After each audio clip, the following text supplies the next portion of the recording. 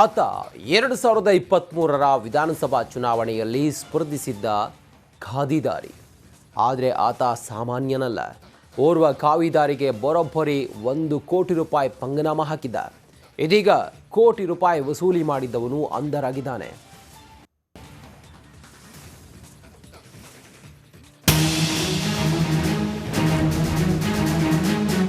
ಅಪ್ಪಬ್ಬ, CM Siddaramaiah ಜೊತೆ ಅದೇನ್ pose, ಮಾಜಿ ಡಿಸಿಎಂ ಈಶ್ವರಪ್ಪ ಜೊತೆ ಏನ್ ಲುಕ್ಕು, ಸಂಗೊಳ್ಳಿ ರಾಯಣ್ಣ ಗೆಟಪ್ ನಲ್ಲಿ ಏನ್ ಮಿಂಚಿಂಗು. ಇಂಥ ಶೋ ಆಫ್ ರಾಜ ಈಗ ಮಾಡಬಾರ್ದ ಕೆಲಸ ಮಾಡಿ ಕಂಬಿ ಎಣಿಸ್ತಿದ್ದಾನೆ. ಸ್ವಾಮೀಜಿಗೆ 1 ಕೋಟಿ ರೂಪಾಯಿ ನಾಮ. ಅಂದ ಹಾಗೆ ಈ ವಂಚಕನ ಹೆಸರು ಪ್ರಕಾಶ್ ಮುಧೋಳ. ಈತ 2023ರ ಬೆಳಗಾವಿ ಜಿಲ್ಲೆ ರಾಮದುರ್ಗ ವಿಧಾನಸಭಾ ಜೆಡಿಎಸ್ ಅಭ್ಯರ್ಥಿ. ಇಂತಹ ಪ್ರಕಾಶ್ ಮುಧೋಳ ಕಾವಿಧಾರಿ ಸ್ವಾಮೀಜಿಗೆ ಬರೋಬ್ಬರಿ 1 ಕೋಟಿ ರೂಪಾಯಿ ಪಂಗನಾಮ ಹಾಕಿದ್ದಾನೆ. ಬಾಗಲಕೋಟೆ ತಾಲೂಕಿನ ಸೀಮಿಕೇರಿ ಪುನರ್ವಸತಿ ಕೇಂದ್ರದ ರಾಮರೂಢ ಮಠದ ಪರಮ ರಾಮರೂಢ ಸ್ವಾಮೀಜಿಗೆ ಪ್ರಕಾಶ್ ಮುಧೋಳ ವಂಚನೆ ಮಾಡಿದ್ದಾನೆ. ಎಡಿಜಿಪಿ ಡಿವೈಎಸ್ಪಿ ಹೆಸರಲ್ಲಿ ಕರೆ ಮಾಡಿ, ನಿನ್ನ ಕೆಲ ವಿಡಿಯೋಗಳು ನಮಗೆ ಸಿಕ್ಕಿವೆ, ಚಿತ್ರದುರ್ಗದ ಮುರುಘಾ ಸ್ವಾಮೀಜಿ ರೀತಿ ಗತಿ ಕಾಣಿಸ್ತೀನಿ ಅಂತ ಬೆದರಿಸಿ 1 ಕೋಟಿ ಹಣ ವಸೂಲಿ ಮಾಡಿದ್ದಾನೆ. ಪರಮರಾಮರೂಢ ಸ್ವಾಮೀಜಿ ರಾತ್ರೋರಾತ್ರಿ ಭಕ್ತರ ಬಳಿ ಬಂದು ಹಣ ಕಲೆಕ್ಟ್ ಮಾಡಿ ಪ್ರಕಾಶ್ ಮುಧೋಳನಿಗೆ 1 ಕೋಟಿ ರೂಪಾಯಿ ಕೊಟ್ಟಿದ್ದಾನೆ. ಇಷ್ಟೆಲ್ಲ ಕೊಟ್ಟ ಮೇಲೂ ಮತ್ತಷ್ಟು ಹಣಕ್ಕಾಗಿ ಪ್ರಕಾಶ್ ಮುಧೋಳ ಬೇಡಿಕೆ ಇಟ್ಟಿದ್ದಾನೆ. ಆಗ ಸ್ವಾಮೀಜಿ ಬೇರೆ ವಿಧಿ ಇಲ್ಲದೆ ಬಾಗಲಕೋಟೆ ಸಿಇಎನ್ ಠಾಣೆಗೆ ದೂರು ನೀಡಿದ್ದಾರೆ. ಪೊಲೀಸರು ತನಿಖೆ ಮಾಡಿ ಈತನ ಬಣ್ಣ ಬಯಲು ಮಾಡಿದ್ದಾರೆ. ಇನ್ನು ಪ್ರಕರಣ ಬೆಳಕಿಗೆ ಬರ್ತಿದ್ದಂತೆ ಮುಜುಗರನ್ನ ತಪ್ಪಿಸಿಕೊಳ್ಳಲು ಸ್ವಾಮೀಜಿ ಮಠದಿಂದ ಕಾಲ್ಕಿತ್ತಿದ್ದಾರೆ. ಇದು ಸ್ವಾಮೀಜಿ ಮೇಲೂ ಸಂಶಯ ಮೂಡುವಂತೆ ಮಾಡಿದೆ. ವಂಚಕ ಪ್ರಕಾಶ್ ಮುಧೋಳ ಹಾಗೂ ಸ್ವಾಮೀಜಿ ಮೇಲೂ ಕಠಿಣ ಕ್ರಮ ಕೈಗೊಳ್ಳಬೇಕಂತ ಸ್ಥಳೀಯರು ಆಗ್ರಹಿಸಿದ್ದಾರೆ. 1 ಕೋಟಿ ರೂಪಾಯಿ ಅಂತಂದ್ರೆ ಇದು ಸಣ್ಣ ಅಮೌಂಟ್ ಅಲ್ಲಿದು. ಯಾಕಂತಂದ್ರೆ ಇವತ್ತು ಭಕ್ತರಿಗೆ ಹೇಳಬೇಕಾಗಿತ್ತು, ಅವರು ಈ ಥರ ನಮಗೆ ಬ್ಲ್ಯಾಕ್ ಮೇಲ್ ಮಾಡ್ತಾ ಇದ್ದಾರೆ, ಈ ಥರ ನಮಗೆ ಇದು ಮಾಡ್ತಾ ಇದ್ದಾರೆ. ಯಾಕಂದರೆ ನಾವು ಕೂಡ ಆ ಮಠದ ಒಬ್ಬ ಭಕ್ತಾದಿಗಳ ಆದವರು, ಅವರ ಮೇಲೆ ಅಭಿಮಾನ ಇಟ್ಕೊಂಡವರು. ಹೀಗಾಗಿ ನಮಗೂ ಕೂಡ ನೋವಾಗುತ್ತೆ. ಒಟ್ಟಾರೆ ಸ್ವಾಮೀಜಿಗೆ ಕೋಟಿ ರೂಪಾಯಿ ಪಂಗನಾಮ ಹಾಕಿದ ಘಟನೆ ಎಲ್ಲರಲ್ಲೂ ಅಚ್ಚರಿ ಮೂಡಿಸಿದೆ. ಜೊತೆಗೆ ಕೋಟಿ ರೂಪಾಯಿ ಕೊಟ್ಟ ಸ್ವಾಮೀಜಿ ನಡೆ ಕೂಡ ಸಂಶಯ ಮೂಡಿಸಿರುವುದಂತೂ ಸತ್ಯ. ಬಾಗಲಕೋಟದಿಂದ ಮಹಂತೇಶ್ ಜೊತೆ ಸಿದ್ದು ದುತ್ತನಗಾವಿ, ರಿಪಬ್ಲಿಕ್ ಕನ್ನಡ.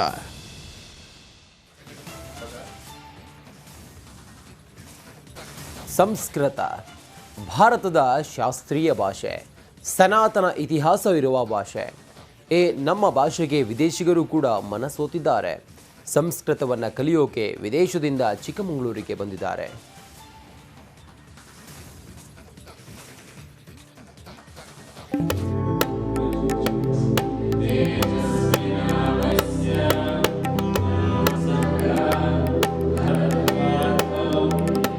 ಅಬ್ಬಬ್ಬ, ಅದೇನ್ ಭಕ್ತಿ, ಅದೆಂಥ ಶಿಸ್ತು.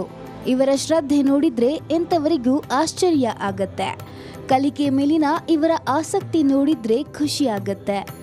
ಅಂದಹಾಗೆ ಇದು ವಿದೇಶಿಗರಿಗೆ ನಮ್ಮ ಸಂಸ್ಕೃತ ಭಾಷೆ ಮೇಲಿನ ಗೌರವ.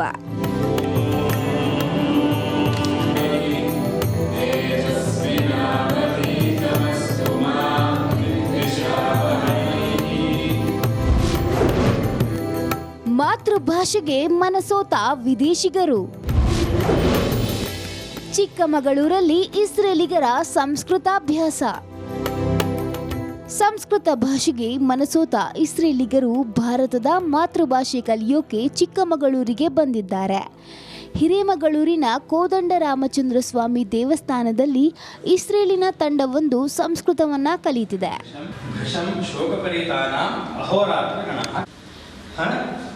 Of those who were in sorrow, in big sorrow, were past. Now who are they? Vrishab Shoka Paritanam, Tanam, Vipravestanam, completely lost. Hence they were in Shoka. ಕಳೆದ 8 ವರ್ಷದಿಂದ ಒಂದೊಂದೇ ತಂಡವಾಗಿ ವಿದೇಶಿಗರು ಸಂಸ್ಕೃತ ಅಭ್ಯಾಸಕ್ಕಾಗಿಯೇ ಹಿರೇಮಗಳೂರಿಗೆ ಬರ್ತಾರೆ. ಸಂಸ್ಕೃತವನ್ನ ಕಲಿತು ಭಾರತೀಯ ಸಂಸ್ಕೃತಿಯನ್ನ ತಿಳಿದುಕೊಂಡು ಹೋಗ್ತಾರೆ. ರಾಮನ ಮುಂದೆ ಸಂಸ್ಕೃತ ಕಲಿಯೋದೇ ಖುಷಿ ಅಂತಾರೆ ಇಸ್ರೇಲಿಗರು. It's amazing. First of all, because of Vaishnava's teaching and treatment, and family. It's been an amazing experience. We get to really deeping into the shlokas and the Ramayana, and it's really interesting for us because we're not so familiar with the stories. I think it's a very unique experience. ಸದ್ಯ 6 ಮಂದಿ Israel ಮೂಲದವರು ಕಳೆದ 20 ದಿನಗಳಿಂದ ಇಲ್ಲಿ ಸಂಸ್ಕೃತ ಕಲಿಯುತ್ತಿದ್ದಾರೆ. ರಾಮನ ಸನ್ನಿಧಿಯಲ್ಲಿ ರಾಮಾಯಣದ್ದೇ ಶ್ಲೋಕ ಪಠಿಸುತ್ತಿದ್ದಾರೆ. ಹಿರೇಮಗಳೂರು ಕಣ್ಣನ್ ಹಾಗೂ ಅವರ ಸಹೋದರ ಪುತ್ರ ವೈಷ್ಣವ ಇಸ್ರೇಲಿಗರಿಗೆ ಸಂಸ್ಕೃತವನ್ನ ಕಲಿಸುತ್ತಿದ್ದಾರೆ. ಹಿರೇಮಗಳೂರು ಕೋದಂಡರಾಮಚಂದ್ರ ಸ್ವಾಮಿ ದೇವಸ್ಥಾನಕ್ಕೆ ಪ್ರವಾಸ, ಮುಖ್ಯವಾಗಿ ಅಧ್ಯಯನ, ಇದೆರಡನ್ನು ಮಾಡಲಿಕ್ಕಾಗಿ ನಮ್ಮ ದೇಶಕ್ಕೆ ಬಂದಿದ್ದಾರೆ. ಸಂಸ್ಕೃತವನ್ನು ಓದುವವರ ಆಸಕ್ತಿಯನ್ನು ಕಂಡಾಗ ನಿಜವಾಗ್ಲೂ ನಮ್ಮೆಲ್ಲರಿಗೂ ಆಶ್ಚರ್ಯ ಆಗುತ್ತೆ. ನಾವು ನಮ್ಮ ದೇಶದ ಸಂಸ್ಕೃತಿ, ನಮ್ಮ ಸಂಸ್ಕೃತ ಭಾಷೆಯನ್ನು ನಾವು ಎಲ್ಲೋ ಮೂಲೆ ಗುಂಪು ಮಾಡ್ತಾ ಇರುವ ಸಂದರ್ಭದಲ್ಲಿ, ಈ ಕಾಲದಲ್ಲಿ, ಇವತ್ತಿನ ಆಧುನಿಕ ಪ್ರಪಂಚದಲ್ಲಿ ವಿದೇಶಿಯರು ಸಂಸ್ಕೃತದ ಆಸಕ್ತಿಯನ್ನು ಹೊಂದಿ, ಎಲ್ಲರಿಗೂ ಆ ಆಸಕ್ತಿಗೂ ಒಂದು ಕಾರಣ ಅವರು ಮಾಡುತ್ತಿರುವಂತಹ ಯೋಗಾಭ್ಯಾಸ. ಒಟ್ಟಾರೆ ಭಾರತೀಯ ಸನಾತನ ಸಂಸ್ಕೃತಿ, ಮಾತೃಭಾಷೆ ಸಂಸ್ಕೃತ, ಈ ನೆಲದ ಯೋಗಕ್ಕೆ ವಿದೇಶಿಗರು ಮನಸೋತಿರೋದಂತೂ ಸತ್ಯ. Chetan Padmashali, republic Kannada, Chikkamagaluru.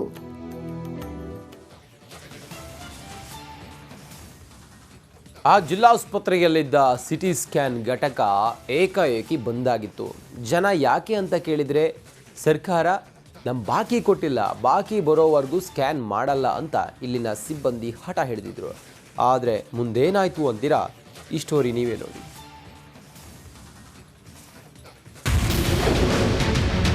ಬಂದಾಗಿದ್ದ CT scanning ಪುನರಾರಂಭ.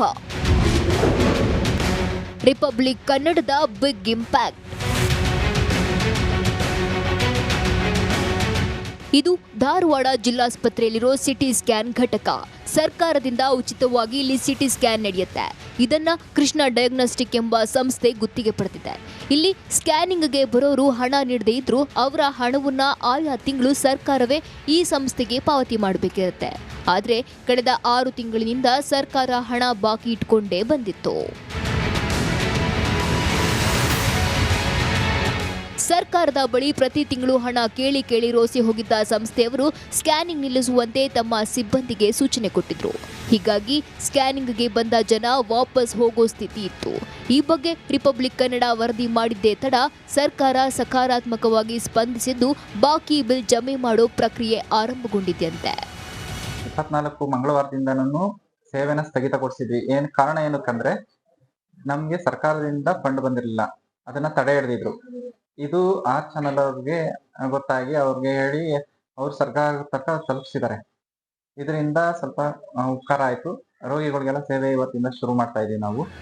ರಾಜ್ಯಾದ್ಯಂತ ಒಟ್ಟು 14 ಸರ್ಕಾರಿ ಆಸ್ಪತ್ರೆಗಳಲ್ಲಿ ಇದೇ ಸಂಸ್ಥೆಗೆ ಸೇರಿದ ಸಿಟಿ ಸ್ಕ್ಯಾನಿಂಗ್ ಘಟಕಗಳಿವೆ.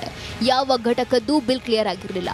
ಆದರೆ ರಿಪಬ್ಲಿಕ್ ಕನ್ನಡ ವರದಿ ಬಿತ್ತರಿಸುತ್ತಿದ್ದಂತೆ ಅಧಿಕಾರಿಗಳು ಸಂಸ್ಥೆಯವರನ್ನ ಸಂಪರ್ಕಿಸಿ ನಿಮ್ಮ ಬಾಕಿ ಬಿಲ್ ಮಂಜೂರಿ ಪ್ರಕ್ರಿಯೆ ಆರಂಭಗೊಂಡಿದೆ ಅಂತ ಹೇಳಿದ್ದಾರಂತೆ. ಈಗಾಗಲೇ ನಿಮ್ಗೆಲ್ರಿಗೂ ತಿಳಿದಿರುವಂತೆ ಒಂದು 4 ದಿನ ಆಗಿತ್ತು ನಮ್ಮ ಸಿಟಿ ಸ್ಕ್ಯಾನ್ ಧಾರವಾಡ ಈ ನಮ್ಮ ಒಂದು ಉಚಿತ ಸೇವೆಯನ್ನ ನಾವು ನಿಲ್ಸಿಟ್ಟಿದ್ವಿ. ಆದ್ರೆ ಇವತ್ತು ನಮ್ಗೆ ಇಲ್ಲದ ಪ್ರಕಾರ ನಾವು ಮತ್ತೆ ಮುಂದುವರಿಸ್ತಾ ಇದೀವಿ. ಹಾಗಾಗಿ ಉಚಿತ ಸೇವೆಗಳನ್ನ ಇನ್ನಷ್ಟು ಜನರು ಉಚಿತವಾಗಿ ಪಡ್ಕೊಂಡು ಅವರಿಗೆಲ್ಲ ಹೆಲ್ಪ್ ಆಗ್ಲಿ ಅಂತ ಹೇಳಿ ಉದ್ದೇಶದಿಂದ ನಾವು ಮಾಡ್ತಿದ್ದೀವಿ. ಸೂಪರ್ ಫಾಸ್ಟ್ ಇಂಪ್ಯಾಕ್ಟ್ ಮೂಲಕ ಸರ್ಕಾರದ ಕಣ್ಣು ತೆರೆಸುವ ಜೊತೆಗೆ ಜನಸಾಮಾನ್ಯರ ಸಮಸ್ಯೆಗಳಿಗೆ ಸದಾ ಗಟ್ಟಿ ಧ್ವನಿಯಾಗಿ ನಿಲ್ಲುವಲ್ಲಿ ರಿಪಬ್ಲಿಕ್ ಕನ್ನಡ ಮುಂದಿದೆ ಅನ್ನೋದು ಮತ್ತೊಮ್ಮೆ ಸಾಬೀತಾಗಿದೆ. DV Kumar, Republic Kannada, Dharwad.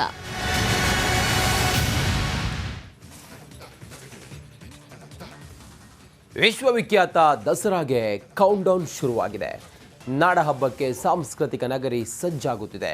ಇದರ ನಡುವೆ ಮಹಿಷ ದಸರಕ್ಕೂ ತಯಾರಿ ಜೋರಾಗಿದೆ. ಆದರೆ ಮಹಿಷನ ಆಚರಣೆಗೆ ಭಾರೀ ಆಕ್ರೋಶ ಸ್ಫೋಟಗೊಂಡಿದೆ.